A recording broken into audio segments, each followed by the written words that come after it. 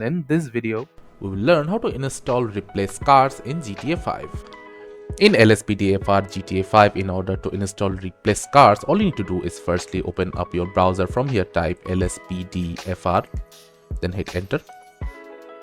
After, head to the LSPDFR website.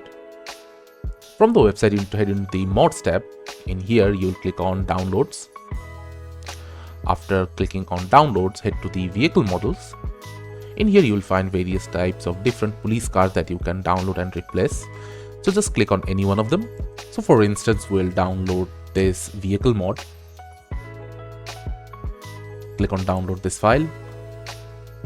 And now our file should start download within a couple of seconds. After our vehicle file downloads, we'll just extract it in here into a new folder. Open it, head into the folder again. From here we can also see some tutorial on how to install the mod. Now in order to set up this vehicle mod, we'll need to head into the install directory of GTA 5. From here we'll head into DLC, copy this file, then in the GTA 5 install directory, head into mods folder, update, x64, DLC packs, and paste the vehicle in here.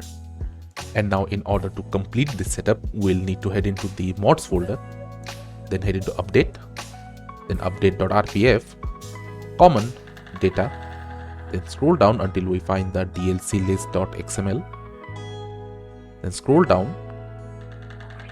After enabling the edit mode, we will add a new path in here, which will be the DLC of highway chargers. After that, click on the save button. Now we can close our OpenIV and run our LSDFR. Now after getting into the game, you can easily spawn this vehicle by using a spawner mod like add-on spawner vehicle spawner. So firstly open it, enter the name of the vehicle that we just downloaded,